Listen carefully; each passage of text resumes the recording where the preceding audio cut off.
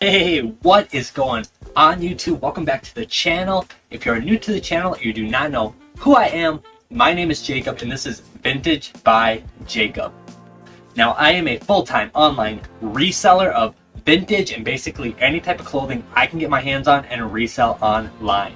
So yes, I am a full-time reseller, a business owner, and I primarily make all my money on the Poshmark app, which is super crazy at this point, but I basically use this YouTube channel to document my day-to-day practices as a business owner and just kind of provide you some transparency as what it's like to earn a full-time income online and through an app like Poshmark and reselling and owning a business and all that fun stuff. That sounds intriguing to you and you're curious about videos like this. I have a ton on my channel already with a ton more to come in the future. So if you'd like to hit the subscribe button, that would be super rad. I'm trying to hit 10,000 subscribers by the end of the year and your help would be fabulous. Also, if you'd like to support the channel even further, the best way you can do that is by hitting the like button. You've heard the spiel before. The YouTube algorithm loves when you hit the like button. It takes a simple click and it'll help spread my videos to a wider audience of people and just be beneficial for everybody that can come across my content. And lastly, if you have any comments, questions, concerns, hit me up in the comment section down below. I would love to talk to each and every one of you down there. All right, so in today's video, I am actually going to talk about Poshmark returns, or just returns in general. This can apply to Poshmark, eBay, mercari, probably Amazon, I don't know, Etsy for sure, all different types of platforms this can apply for. I'm sure many of you have dealt with returns, so not the funnest thing to deal with, but it's definitely a part of the business, and it's something we have to do as business owners and resellers in order to keep a good reputation with our customers, our clients, our basic people that support our business. It's just the right thing to do to be upfront about returns and have a good return policy. So yeah, that's kind of what I want to talk to you guys about today. So actually I have, let me count, 1, 2, 3, 4, 5 returns here that I've gotten in the past few days, maybe like a week or so. And if you guys are curious about how often I get returns as a full-time reseller, somebody who makes their full-time income online, it is common, it's frequent. It probably boils down to about 2 to 3% of all my inventory somehow gets returned, whether it doesn't fit right, there's a defect with the item, something along those lines. So, you know, maybe 2 to 3 out of every 100 items that I ship out, I will get a return back. So I think I hold a pretty good return standard as far as the quality of my inventory and being, you know, upfront about what the condition is, sizing, all that stuff.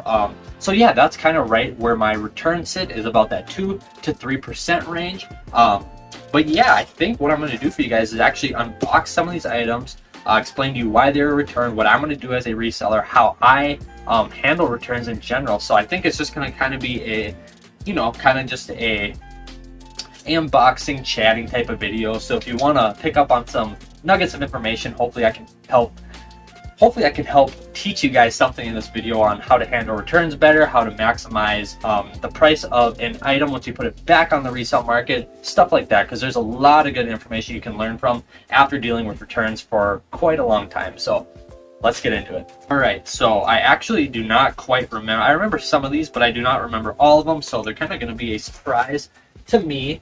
This first one, the heavier item, get into it, taped up crazily. This was a bundle, actually. This one was this pair of vintage camo pants right there. This, I believe this is a Fox Racing sweatshirt. And this down jacket. So the reason why this one got returned was basically because this is a vintage down jacket. It doesn't have any tags, anything like that that indicate the size. So I did my best job to depict how big this jacket was, the size of it, and it just ended up not fitting. So it's the wrong size. Kind of tough to tell with garments like this that don't have specific tags, and if the customer is unable to process measurements properly, it's just something that happens, and it is what it is. So I returned this bundle. I'm going to put each item back on the market just how I did, because all items are in good condition. It's just that this one happened to be a sizing issue, which is perfectly fine. I return items every single time if it's a sizing issue. Actually, I return items every single time I can, just to keep up a good customer support and keep faith in my customers and and so forth. It's a good practice to keep in mind. All right, next up we got this. Looks like this. Oh, this is cool. I think I don't know if I showed you guys this or not. It's a Orvis seat cover. And this one got returned was, I listed this one as in brand new condition, because this thing is basically in brand new condition. However, it is not in the original packaging. And the customer did expect it to be in the original packaging, which is my fault on a business end. I should have made sure he had a better understanding that it wasn't coming in the original packaging. So yeah, so I just have to do some revising to the listing, put this guy back up, indicate that it is in brand new condition. However, it is not new. It is new without tags. That is actually what I misrepresented in the listing, that it is new without tags, not new with tags. So just a little listing discrepancy on my part. Take full responsibility, return the item. Super good item. It's definitely going to sell probably for the same amount that it sold for before. I just have to revise the listing a little bit. Next up is this guy right here. Let's get into it.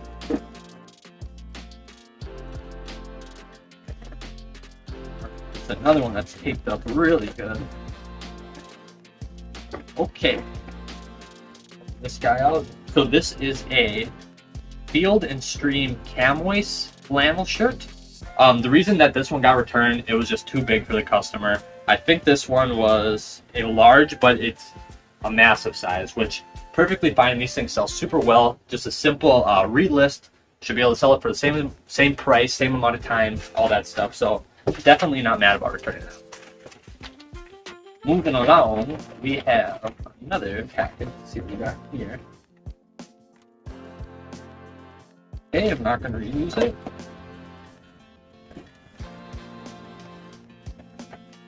Alright, this one is this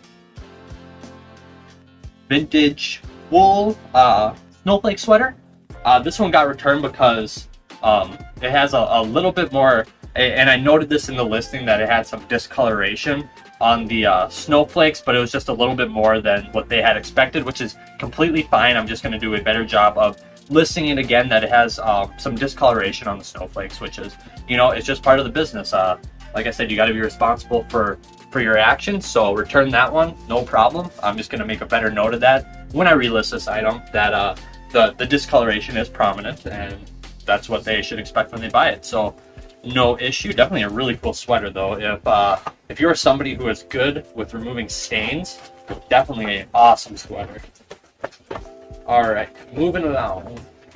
This is actually the last return. I know what this one is. Yep, and you guys have seen this one in my past videos. This is a higher priced item.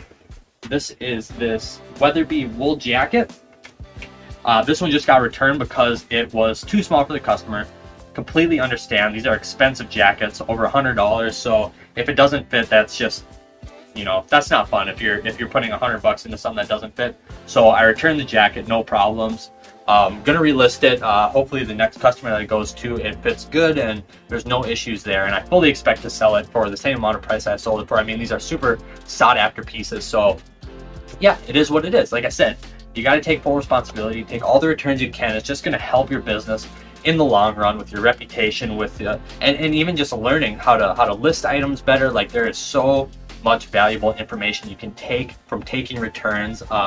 And sometimes I get it, it's not fun. Like this $100 jacket, you know, I mean, I'm out I'm not out $100, but I was excited to sell a $100 jacket, and now I'm gonna have to wait to resell it, which is perfectly fine. It boils down to that patience aspect again. You just got to be patient, and if you put in the due diligence and the hard work, it'll all work out in the long run. That's what I truly believe. So yeah, so I think what I'm going to do now is actually explain to you guys how I actually go about relisting these items, because I have a trick, especially if you sell on Poshmark, that saves a ton of time. So I'll put a little screenshot or a screen recording up of how I actually do this, but in the Poshmark app, you can go to your sales and you can search your inventory. So search for the item that you actually sold and got returned. So like for an instance, this wool jacket, I'm just going to search Weatherby in my search bar because that's the brand name of this jacket, and I can go to the sale item, click edit and go to the bottom and hit copy item.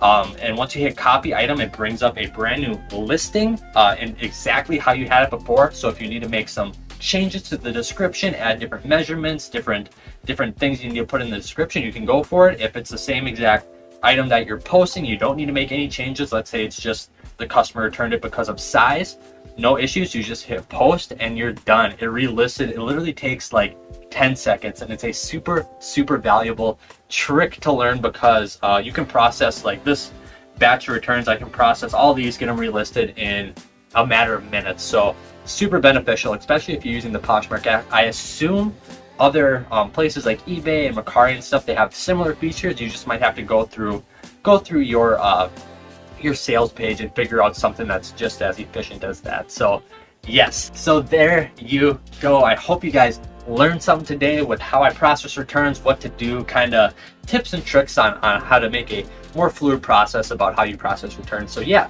this is about a week's worth of returns. So it was 5 orders, I think 6-7 items. So yes, that is my returns process. Like I said, I hope you guys learned something. That's kind of the point of these videos. That's kind of why I want to be transparent with you guys, is so you can better your businesses, your reselling process, and just your lives, hopefully. I mean, that's kind of the goal. I feel like I've always been an optimistic educator at heart in a way, wanting to watch other people succeed. That's what gets me up in the morning, you know? So yes, there you go. I hope you guys enjoyed today's video. I'll have some other really cool videos for you guys this week. I'm actually going on a snowboarding trip, so I might make a kind of snowboarding vlog type video. It's going to be a little bit different from my normal videos, but I think it'll be a lot of fun. And if you guys enjoy it, I really appreciate the support. So that's it. I will see you guys on Wednesday. Have a fabulous day. Be good to one another. Peace.